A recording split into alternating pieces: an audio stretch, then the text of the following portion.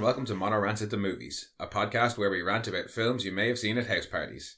I'm one of your hosts and jack of all trades, Mono, and making the Goombas dance is my co-host and master of none, Ciara. Nah, dancing Goombas.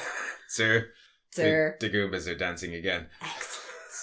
It's time for one of your all-time favourites. I love this film. Yes, you I love do. this film so much. You have always unapologetically loved this I film. love this film. I don't care that it's god awful. It's not even god-awful. It's actually quite fun. It's silly and corny as fuck, but it's really fun.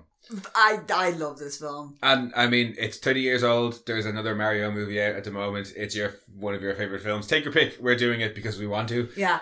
And because you can't tell us not to. Well, yeah, it's our podcast. Yeah. You want to do other movies? Start your own. Or suggest them to us. Yeah. Otherwise, we're doing fucking what we want.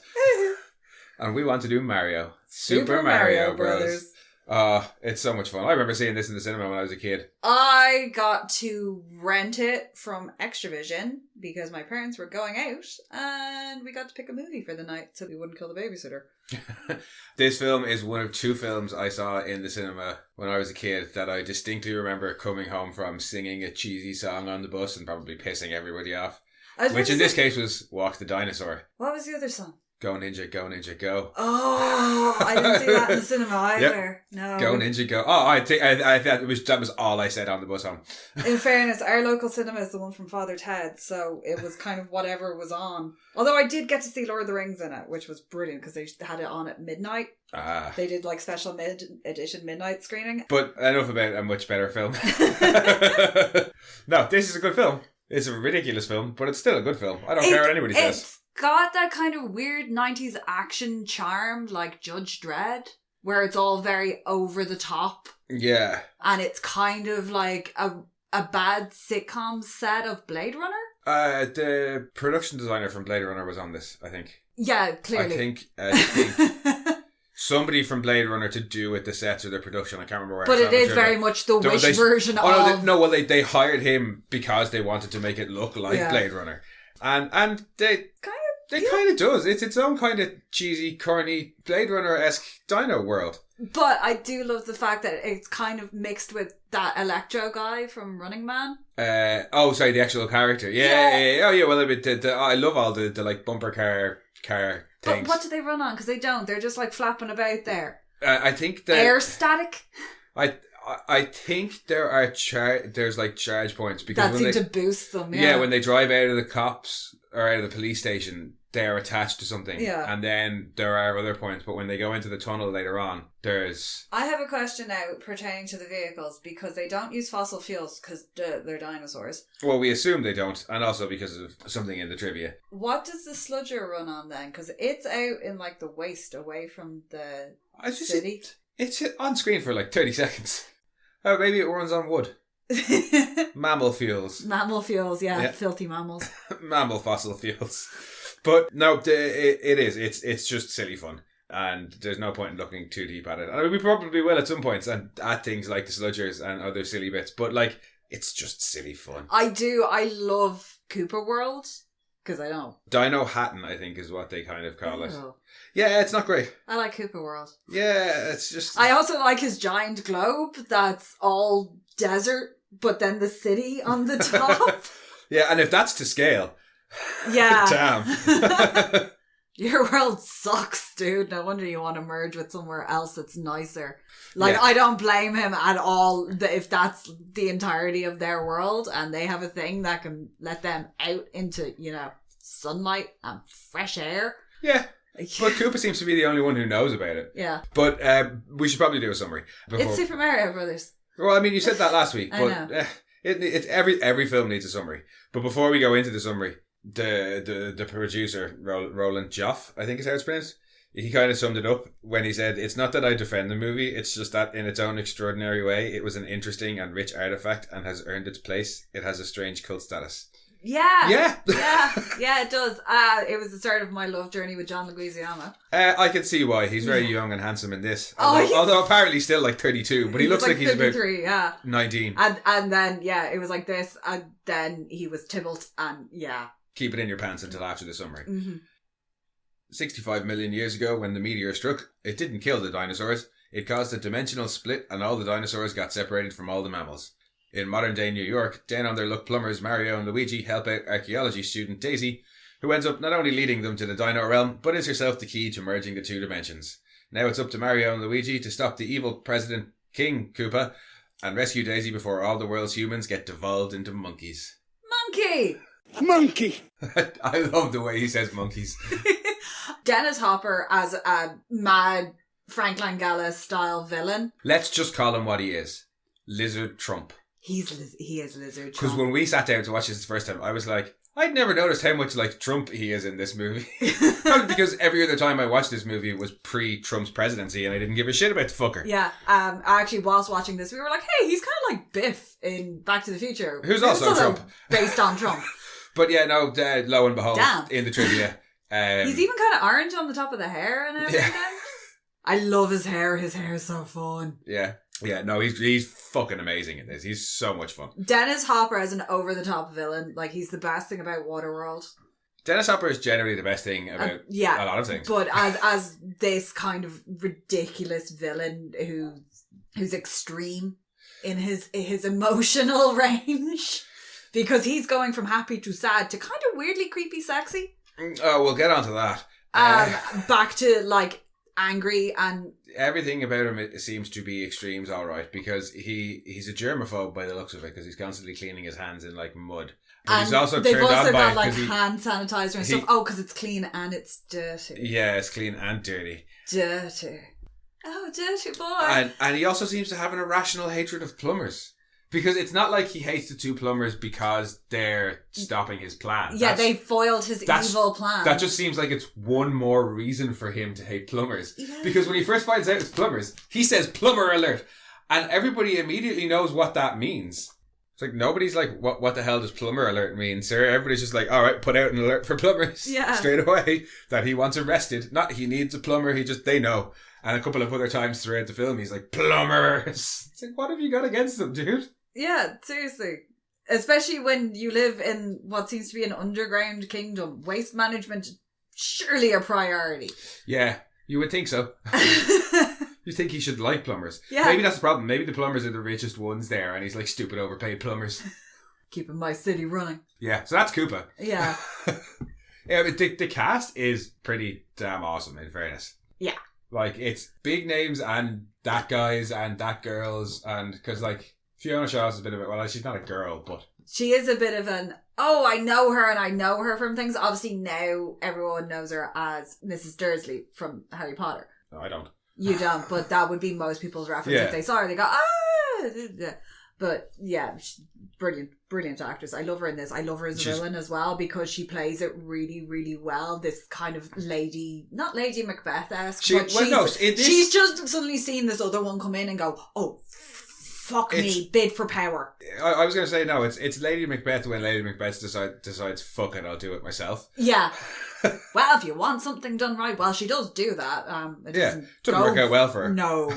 That blue dress is phenomenal, though, if you're going to get slammed into a wall wearing anything. Yeah, and then Spike is absolutely that guy. Bless him.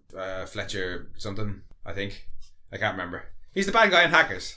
I've forgotten the name of the character in Hackers. It's ridiculous. It's okay, I can't remember the actor's name. But he's like, I'll get you, youths. Youths. Yeah, and then obviously, as you mentioned, your pants wedding. Oh, John Leguizamo. John Leguizamo. He's just adorable. Yeah. He really is in this. Especially then, Tybalt. And clown. Diminish it in any way because it was like the violator. It's like I'm repulsed by you. Well, that was the point. I've never wanted you more. No, he's just so like sweet and not stupid but naive. He is and charming. He is what they call golden retriever energy. He's just a sweet, like his whole thing, the whole like way through it is, we gotta save the girl. Yeah. And then he finds the girl and other girls and is like, hey, you're the other missing girls. Let's save you too. Like, there's no hesitation. He's like, come on. And you pointed out, you're one who's got the lit cigarette as they're escaping. She's like, stop to light a smoke. But no, they are from Brooklyn. Yeah. I just like... they all dressed like Fran Drescher in The Nanny. It's fantastic. They've all got still got the heels and the purse on and the hair is all still coiffed to, highly flammable hair. I just like after Mario and... I can't remember what his girlfriend is called, Lady Mario. And Luigi and Daisy go out for dinner, and Luigi's walking her home. And she says something about how weird she is being into like archaeology and bones and all that. And, if you want to call it off or whatever, I'll understand. And he's like, no, I'm just a boring old plumber. If you want to, if you want to end it right here, that's okay. But if you feel bad about it and you want to call because you need somebody to talk to, that's okay too. Yeah, you can call me just anytime. Oh, wow. Nice. Well done. Yeah, that's a nice turnaround. Well done. Well, no, actually. And then she's like, "Hey, want to come down into the sewers with me?" Yeah, I think that just shows how sweet he is. I think the unintentionally smooth bit is when he asks her out for dinner because he bumbles his way through it by going, "Do you eat?" And she's like, "Well, yeah, I eat." And he goes, "Dinner?" And she's like, "Yeah, I eat dinner." And he's like, "Oh, great, I'll pick you up at 8." And she's like, "Wait, what?" Oh, okay, fine. Yeah, I mean, could you say no to that face? Well, yeah, but he did kind of. Especially when he's like, we have a van. It's broken, but we have a van. Yeah, if you just walked up to a random girl nowadays, even if you had given her a quarter to use, and said, "I had a van," just randomly, no context, said, "I had a van," or "I have a van." No, well done. I have mace. Yeah, I have a need I have to the run testicles. away. Yeah. But in fairness, he does hang up the phone to give it to her. Yeah. Because he hangs up and then he just holds it out to her. He doesn't even hang up. He just holds it out to her while the message for their desperate need for plumbers is still playing. And she hangs up. Well, Mario's going, everybody's got tap water. Yep. $3 for a bottle of water that size in New York in 1992? That's a rip-off to Bodega. It is expensive water, but yeah, let's not get hung up on it. But yeah, Mario then is just the grumpy older brother. Well, not just the grumpy older brother, like. Yeah, no, it is. He's like, oh, you're kind of your own man. They're friends as well as brothers. Their relationship is very, very solid. I think a lot of that had to do with the fact that apparently production on this was a nightmare, and they just got drunk a lot. Yeah. So they bonded over the horror of making this film. Bob Hoskins was like, I've been through a lot of shit shows, kid. Stick with me. Let's just get pissed. Yeah. and they did. Oh, they did. And probably, they both suffered a bunch of injuries, and I'd say the only reason they didn't suffer more was because they were so shit-faced. They just ragged all around the place. Bob Hoskins broke his hand really early into it, so most of it, his pinky finger is a cast painted pink. John Leguizamo broke a leg. Yeah, well, apparently John Leguizamo... because he was drunk. Yeah, and then he fucked up his knees in Moulin Rouge. He was to lose the track, and he went around on his knees for the whole time, and really badly damaged his ligaments. Wasn't he the same for Spawn? Yeah, Violator was very hunched over as well. Yeah, knees shot. Fair enough. But yeah, no, I like the... I'm kind of sad that they gave Bob an American accent. What, you want him to have an Italian accent? No, yeah, I would have liked to have been Italian, a little bit more kind of, hey. What, a little bit more mob? What, no, but the way the text comes up in the video games. It's a me, Mario. Yeah. You wanted him to just be, it's a me, Mario. I just wanted him to say at some point, it's a me, Mario. I mean, say it fine, but that accent the whole way through no, the film. No, but I just wanted quickly. One moment of him being it's a me, Mario. And to be probably before he takes out Koopa. I mean, it's the wrong film. It is totally the wrong film. If you want a film that faithfully adapts the source material, this is not the fucking film for you.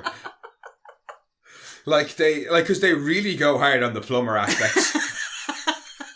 You know what I mean? Yeah. It's let's take a look. There's a whole scene in a room full of vents. Yeah, it's and it's here, just start opening everything. We don't know what it does, but we're gonna fuck up all their plumbing. But it's a key plot point. Yeah, there's a couple of key plot points that revolve around plumbing.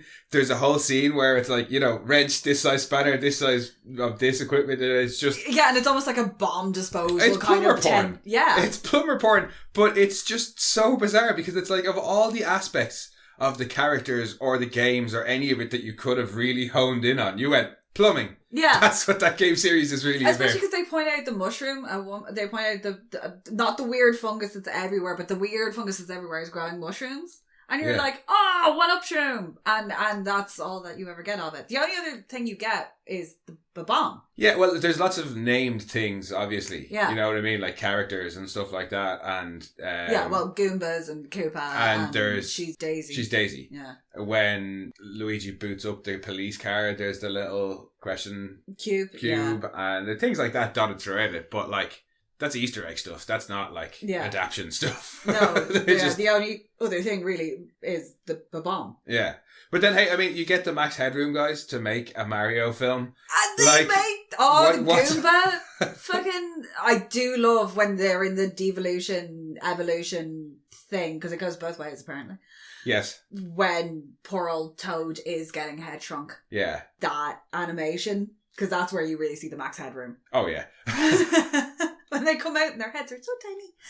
Why are their heads so tiny? Why? I mean, I know it goes over their heads, but why is it only their heads? Because their bodies get unbelievably large compared to how they were going in. Yeah, and then when it's the handheld devolution gun, it just straight up turns humans into monkeys. Yeah, well, chimps. Well, I mean, either way, it's not what we evolved from anyway. No. But that's besides the point, which is, why is it only the heads, and why do the bodies get all large when humans just go monkey? Yeah.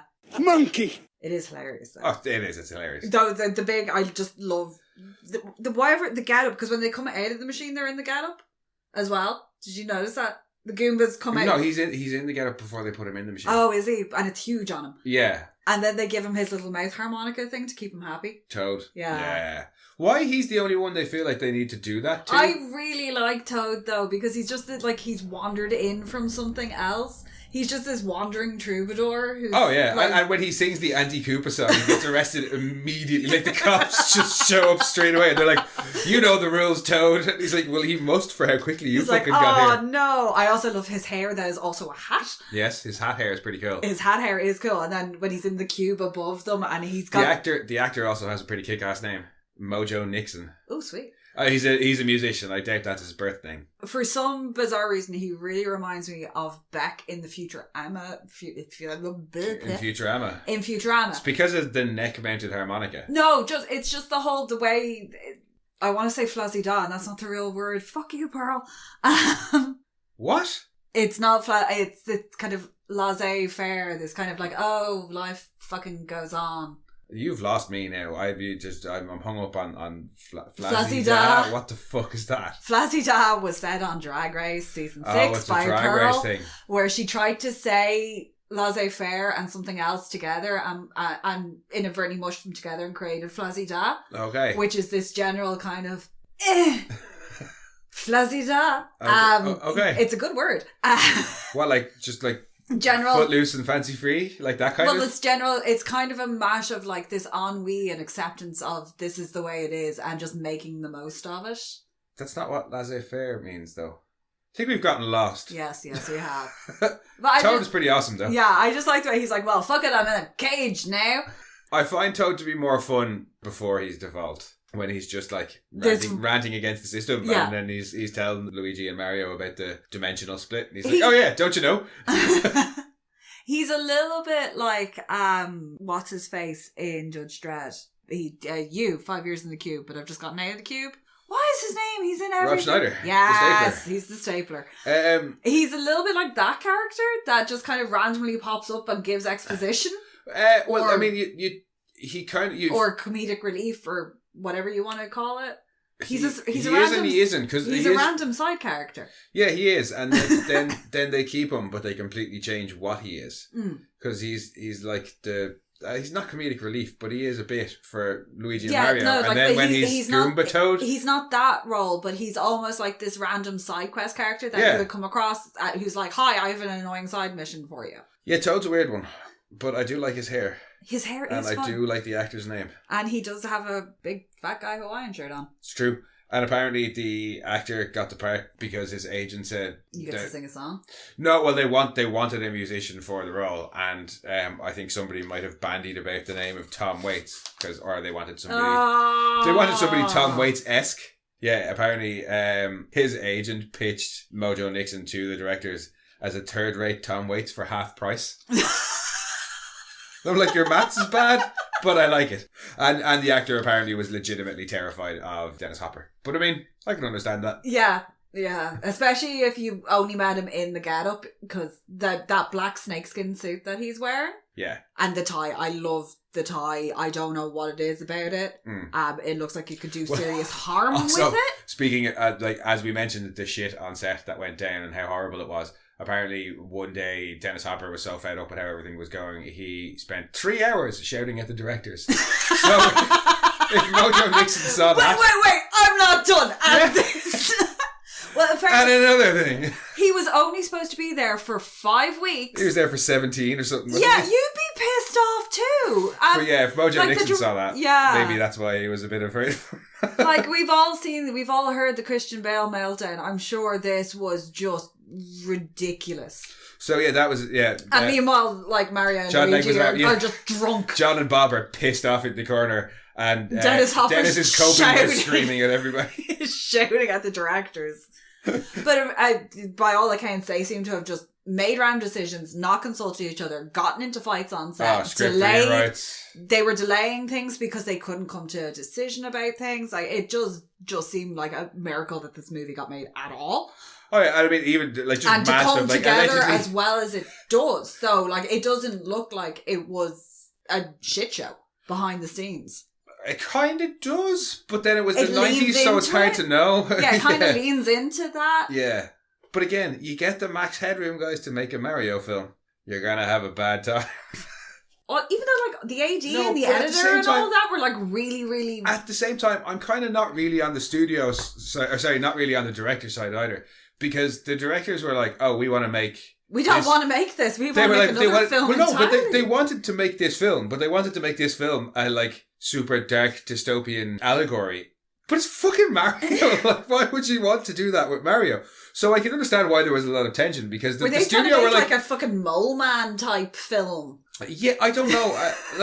But the studio were like, no, it's Mario. We want a family film. But all with Hans Mole Men. I mean, there's a lot of things this film could have been, but I don't think that's one of them. Yeah, no, it sounds like it was an absolute mess, but I still love the end result. Oh, yeah. Yeah. And it's not, I'd say the script is probably the weakest part of it. Like the actual, some of the dialogue is pretty atrocious. Oh, yes, very much so. Particularly Toad's lines when he's just before Toad gets de-evolved. Koopa smash! It's awful. Oh, it's really bad. What a lousy kingdom. Ever since Koopa took over. And you, Koopa, you're a lousy leader. And then when Spike and Thingy get evolved... That's a whole other problem I have. But yeah, even their lines are kind of stupid. Because that whole trope can be done really, really well and has been done really well in the past. It's not... When a character that is not already smart gets made smart, why does their voice have to change and their manner of speech have to change and they have to go up, as a matter of fact... Like Homer does when he finds the glasses in the toilet. Exactly that. But again, still gets the equation wrong. But that's funny because he still gets it wrong. Also, toilet glasses. Or, as you said earlier, off air... Red Dwarf, when Rimmer gets smart. Yeah, when Rimmer does it. But again, that's hilarious. That's hilarious because of the delivery. Like, he does it so well. But in this, yeah, it's badly written. And, I mean, it's not necessarily that... It is kind of badly acted, but it's just very like... Oh, cousin, aren't we so much smarter now? No, that would not be logical. And it's like, shut up, you sound like C-3PO, fuck off. And smart people don't talk like that anyway. No, we curse like fucking sailors. Well, I mean, I don't even consider myself smart, but, like, just, no, like... I'm smarter than them. Well, yeah. Not hard. But just, like, academics and shit don't talk like that. No. It's a stupid trope, and it's stupidly done in this. Especially not first thing in the morning before they've had about 14 cups of coffee, and they really don't want to be in that lecture. But yeah, no, the dialogue is pretty poor, and there's a shitload of really obvious ADR. Like at some point, like when you can see the characters that are supposed to be talking and they're not talking. But I really love the world of it. Like I love as stupid as it is, I love Dino Hatton. The city itself, and when they've gone and tracked down Mario and Luigi out in the desert and they have that weird change of heart, but when he's going, is she corpulent? Really corpulent? And he's like, no, she's just very round. And they go, Big Bertha from the bouncer from the Boom Boom Bar. And you're like, that makes sense that number one, that's her name. Number two, that's her occupation. And of course she works somewhere called the Boom Boom Bar. No, but just, it's the little silly things about the world that I really like, where they have put thought in. Like the skeleton on the front of the taxi. And as well, just how aggressive they all are because they're supposed to be evolved from dinosaurs. Especially when they're out in Manhattan at the start, when they're following her, and the way they're moving through the crowd when he's watching, when he's trying to sneak up on her. Well, yeah, the way they act. It's really obvious then, because when they're in the city, when they're in with everybody else, you get the little kind of like hissing snipes, like your one with the pram or with the egg. Yeah, and the other guys look like they're trying to steal the egg because dinosaurs eat eggs. And yeah, they're cannibalistic. That's a thing that lizards do, is steal eggs. Yeah, and it's those little things. But yeah, like when they're in the human world, those two guys look really obvious. It's like they are so going to get caught stealing. But then when you see Dino Hatton, and I hate calling it Dino Hatton, when you see Dino Hatton, you're like, oh yeah, those guys could totally get away with kidnapping somebody like that in there. Yeah. And even the little old lady, when she tries to like rob the two guys, and she ends up getting thrown off the balcony, lands on a car, and then immediately attacks the guys who are driving the car. And the bloke on the bike who just randomly cycles into the post and crashes. Twice! That happens twice. And then a car basically does the same thing as well. But it's like GTA 3 with like no friction, no brakes. But it's all the mods switched on, only they're not all dressed like Elvis. When Mario and Luigi are first chasing Iggy and Spike with Daisy and they're trying to catch him and they're like pushing people out of the way, there's a guy who like falls on a vendor's counter and the vendor goes ballistic and starts like attacking him. It's like the dude just fell over. But yeah, calm down, God, like it really is fucking not dog eat dog, obviously. But dino eat dino. Yeah, but they ain't evolved that much. How many people has Koopa eaten then to get into the position he's in? Because I'm assuming is he president or king? I just want to know what his position is. He's supreme commander. It's just and why he's Zinc Saucier. I don't know if he killed the king or whatever, de-evolved the king and usurped his position, he would be king. Why are there vote Koopa signs around the place? Is he trying to make it into a democracy? I don't know. I really don't know. There's a whole other political intrigue going on behind the scenes where he basically is making a Trumpian run for power. Well, he's already got it. Yeah, but and there's he's still signs fucking to it all up. There's still signs to vote for him up, but it's illegal to sing anti-Koopa songs. And it's all called Koopa Cash or Koopa, it's all Koopa coins. Koopa coin. Oh fuck! Is he like he's a crypto bro? It's like, oh my god, he's made it into his own Disney world where you can have Disney money, but it's not accepted anywhere.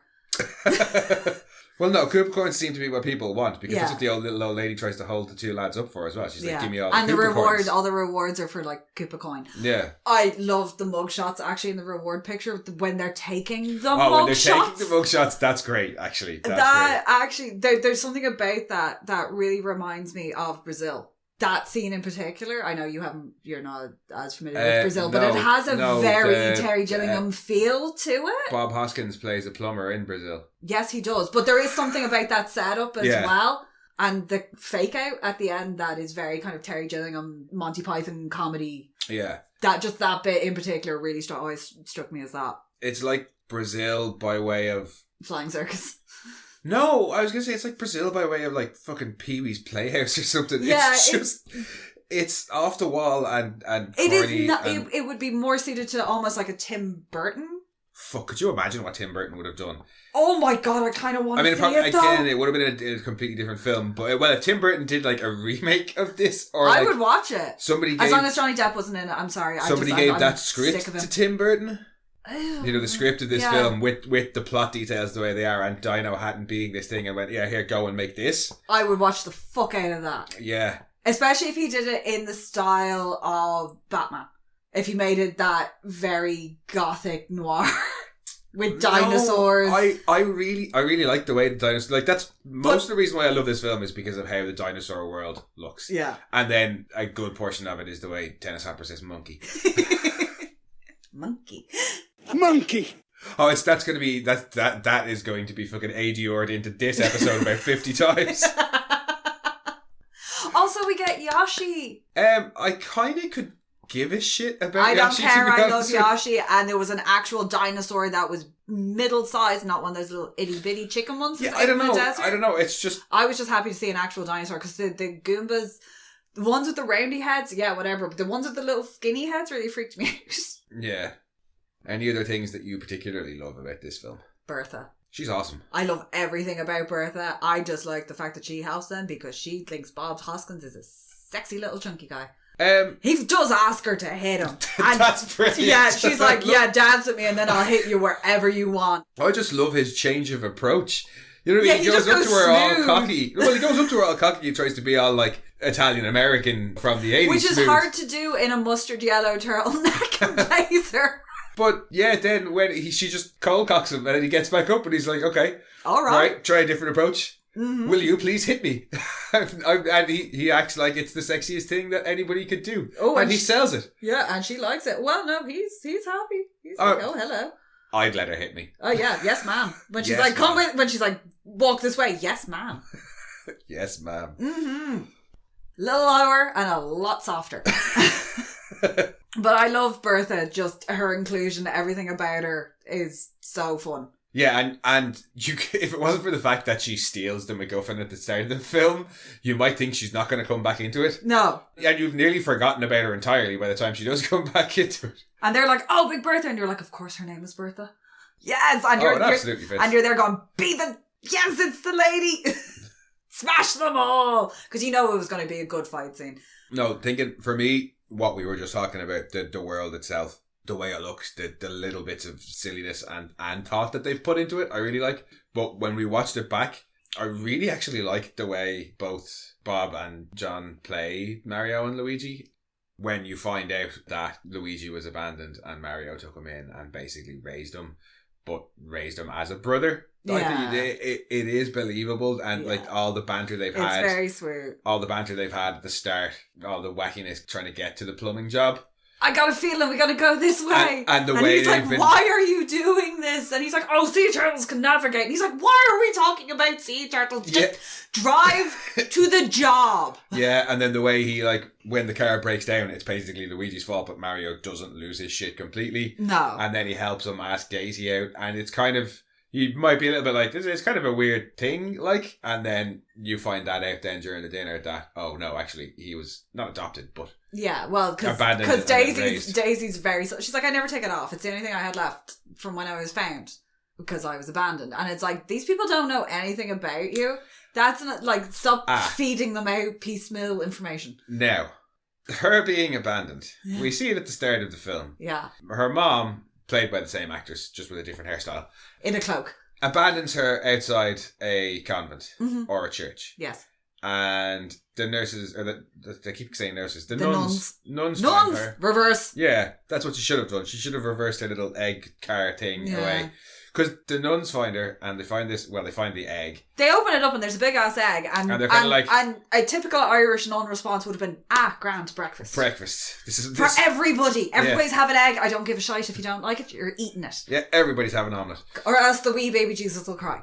But not these nuns. No. These ain't regular nuns. They're not regular nuns. No, they're not regular nuns. The main reason being that when said giant egg hatches and there's what looks like a human baby inside, instead of freaking out and thinking the antichrist is in front of them... I drown it? Yeah, they're like, oh, little baby. Again, Irish nun response. Drown it, then burn it. Yeah. That one's a little bit too close to the truth, unfortunately. Oh. Yeah. Moving swiftly on. But yeah, them nuns just go, oh yeah, baby came out of that egg. Yeah, and they're fine with it. And they don't think this is information she should have known? I don't know. By the way, you weren't abandoned as a baby. Yeah, you were abandoned as an egg. Yeah. I don't know. You were like a miraculous Kinder Surprise. Yeah. What kind of issues? Because like they kept the random bit of rock that was in the top of it. Like better that be a keepsake than some eggshell. Like, well, and the case that opened it was in. Yeah, no, I don't. That's some not very realistic nuns. Yeah. Yeah, because that she's far too adjusted. I could do without the creepy Koopa wants Daisy subplot. Yeah, that's just weird. Yeah, especially when But he also now legitimized claim on the throne. If she is the daughter, if she's the legitimate heir, he has to marry her. He's already got power. Yeah, but if he wants to, like any royalists. I don't think there are. Like, he's got everybody under his thumb pretty well. Like, I don't think he needs to legitimize the claim. And he needs her to open the portal. That's fine. Don't make him a weird creep. Skeevy, yeah. Especially when he says... The tongue thing when he's like... so fresh, so clean. Oh, it's so fucking gross. No, thank you. Ugh. That's so... I mean, like, he delivers it well. Like, don't get me wrong. He delivers it too well. That's the problem. It's I could have done without that. Yeah. Lena's like facial response to that was, I think, not scripted because she does go... Like Daisy. Daisy. No, Lena's there as well when he says so fresh, so clean, right. And you can see her going. Yeah, it's that little bit of bile that's come up. It's very Trumpian. It is, unfortunately. Well, actually, it's probably more reserved than Trump. What about things you don't like then? I've mentioned a few. No, it's hard for me to find things to dislike about this because I've loved it so much since I was a kid. Like, yeah, the script is terrible. Yes, it is. The script's fucking god awful. Yeah. Some of the acting is god awful. Yeah. Why is there that fucking cover of Roxy Music? Oh, Love is the Drug. It's a bad cover. It's a bad cover. And they are very much not dancing to that. Also, what is with that weird dance that they're all doing in the nightclub? That's like... I feel like the one that they're doing to Love is the Drug. Yeah, it should have been done to Walk the Dinosaur. Yeah, because nobody in that club is dancing to the music that's playing in that club. No, I don't think they are. Oh god, no. It's far too energetic. Yeah, there's bits like that are just weird and make no sense. I do, however, enjoy when they're jumping through the dimensions. Oh, when Mario falls through. Yeah. That's a crazy trip. I like it. Yeah. It's a crazy trip. I also then have questions about how was Daisy able to go, no, help, back through? Like, what was she standing on? It's not a Stargate. I figure it works on Stargate principles. You have to be fully through it. I'm not going to get bogged down in it. Yeah, that was always like, because when you see him falling through, like I'm with you, but if he had just gone through and it was on the other side, I'd be like, oh, okay. But that always has been like, how? Yeah, but I feel like if you tug on any one thread of this film too it's very fragile. Yeah, that would always annoy me because I was whole house of cards would come tumbling down. If you'd seen if she was holding on to something and was like out through the wall and they were like trying to, like, it would have made more sense to me. It just always is one of those things that's bugged me. I don't want to get hung up on it. You asked me what I didn't like. Yeah, I asked you what you didn't like. I didn't say... Things I don't like are the things I or spend hours analysing and being like, why does it like that? It's like that because bad direction. How did they get all of the king back as well so quickly? Because he was everywhere. When he's like, oh, I'm back. Maybe you only need to fire that one part of him. Yeah. So you literally could just be like... Was it literally just that like, hangy... Also, she accepted that was her dad very quickly. Well, she'd already seen things be evolved and de-evolved. Yeah, but they were like, here, this giant pile of sludge. It's your dad. It's your dad.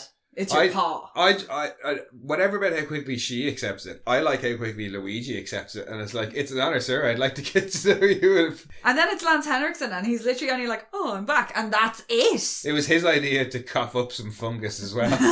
But like, you had Lance Henriksen, and you only put him in like 30 seconds. Well, I mean, he did okay out of it. He met his wife on set. Oh, sweet. Yeah, good payday, bugger all work. Met his wife. Nice. Yeah, win-win for Lance Henriksen. Not so much for a lot of the rest of the cast. No. Actually, yeah, he's very lucky that all he had to do was film that one scene. Yeah. Because Dennis Hopper's son asked him why he did this movie. And he was like, oh, because you need to choose. And his son was like, I didn't need to choose that bad, Dad. Yeah. Whereas Bob Hoskins' son is actually quite fond of the film and seems to have a view very similar to ours of it. I watched it when I was a kid. I really enjoyed it. Yeah. You'll never, I fully now understand it's not a good film. It's not a good film, but it's also an excellent film. Yeah, it's very much that early 90s action film. Oh, there was absolutely a product of the 90s. That family-friendly 90s film. If you've watched Teenage Mutant Ninja Turtles, especially 2, Right, Attack of the Youths. Yeah, and it also does that incredibly 90s things of, oh, what's the thing, like, what is the kind of big thing of this film? And we'll make a song around it? Well, no, we'll make as many puns as we can out of it. So, like, you know what I mean? Like, with this, it's like we're ordering, like, when he's ordering food and he's like, hold the pterodactyl, extra worms, no mammal, that sort of stuff. And why would people you are eat like, the mammal? The insults are all based around, you know, your egg-sucking son of a snake. Yeah. That's just such a 90s thing. Like. Yeah, there's a lot of that. But I am also a product of the 90s. Yes. Well, the 80s, but... But it also does the thing of having, like, little actiony breakup bits where in this there's just madness going on all the time in the background. Just pause it. It's a bit longer than I remember it being. They probably could stand to cut a little bit of time off it here and there. Yeah. There's nothing like major where I'm like, oh, that whole subplot could just get fucked off. I'm but so like confused as to how Lena got away from the guys who were arresting her. And then it's just roaming freely around the city. Can't remember. Do you know what confused me more? What? The incredibly long-heeled boot on the shoulder of the police officer who's like, Mario, Luigi Mario, how many Marios are there? 3. Yeah, but there's a girl with a like thigh-high boot just resting on his... she's a prostitute. But she's just sitting there just... Yeah, she's his prostitute. It's just never mentioned, she's just there. She's just there, yeah, because they are corrupt. Oh, yeah. Thankfully, there's no hose down scene in this. It's one of the few... There kinda is, but they're not naked. No. They just get the fungus treatment. Yeah, they're getting... Yeah. Why they keep trying to defungus people when the whole city is covered in fungus? Because they're trying to contain the fungus. But it's everywhere, and we don't see anybody trying to like scrape away the fungus that's on the walls or anything. Everybody just walks around like it's normal, but they keep defungusing people, and I'm like, that's not going to solve anything. Maybe they think it's going to get in their brains and control them, like that fungus that gets into ants' heads and makes them zombie ants. Drives them around. Yeah, it's that thing that The Last of Us is based on. Yes, yeah, same thing. Yeah. Sorry, not like us to be so timely with our references. Stop that. Oh my god, that actually apparently has happened somewhere. Not that zombie fungus, but a fungus has transferred to a person who was studying the possible effects of it transferring to a person. So he's proven his own theory. Well done. Did it turn him into any sort of zombie? No, it just made him really sick. Yeah.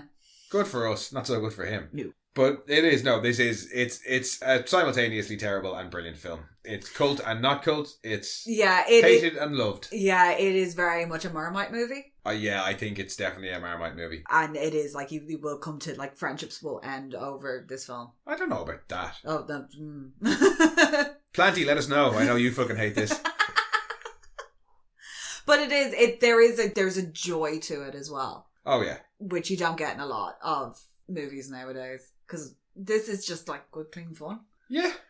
They're trying to rescue the girl, and that's the whole thing. I think modern films that are adapted from like video games. Yeah, because this was like the first video game film. It's the first Hollywood film directly based on a specific video game property. So I assume that means somewhere else there's something like Tron or something probably counts as the first video game movie. Yeah, well that is but very that's much not based on an actual game. No. But yeah.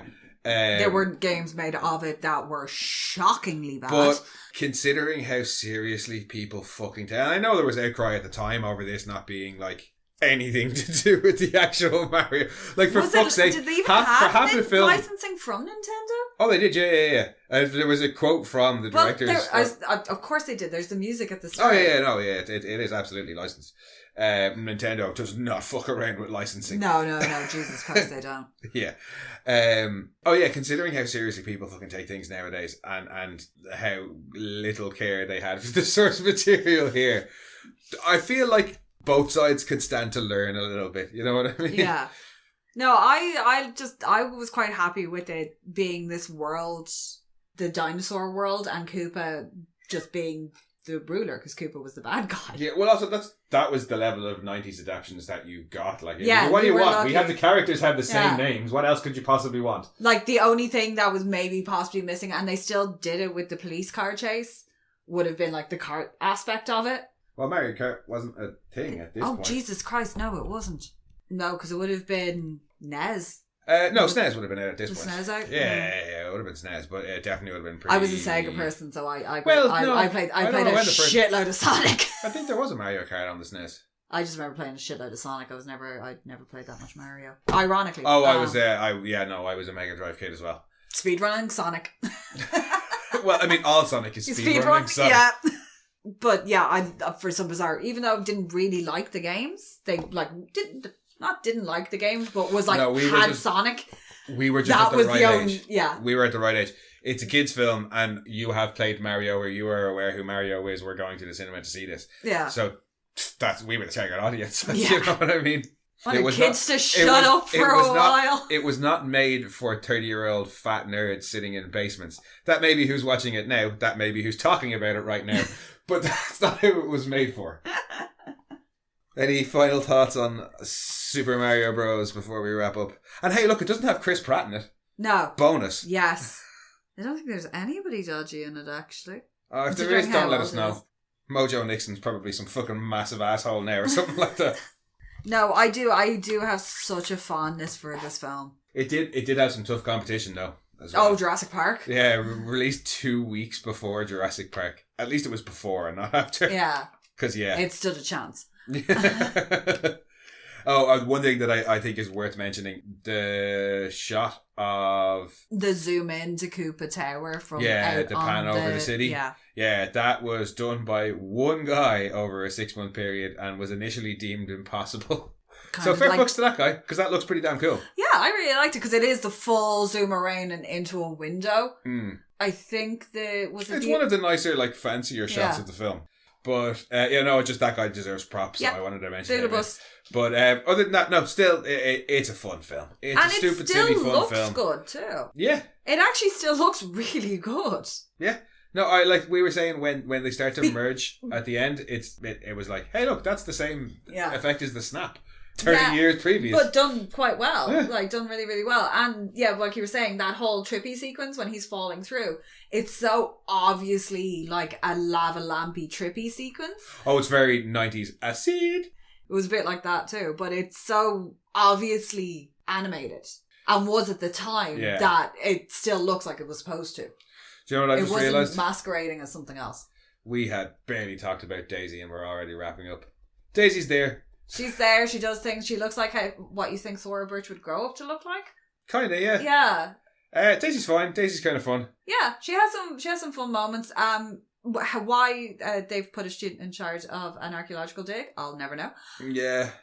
She gets overtly threatened by that creepy Italian dude who gets turned into a monkey. Monkey!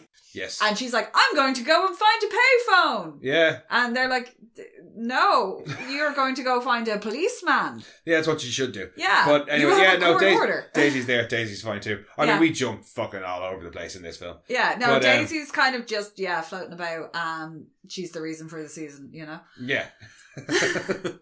But yeah, no, do go and rewatch Super Mario Bros. I'm assuming you've seen it. It's well worth a rewatch. Watch it with your nibblings. Watch it with anybody. Yeah. No, but like kids, they'd laugh out of this. They'd have questions. They probably would have a lot of questions. And I'd say kids nowadays kids would be like, that's not Mario. Like, that's not what's going on? Shut up. He is in the outfit at the end and that is all that matters. Yeah, like fucking after an hour into the film.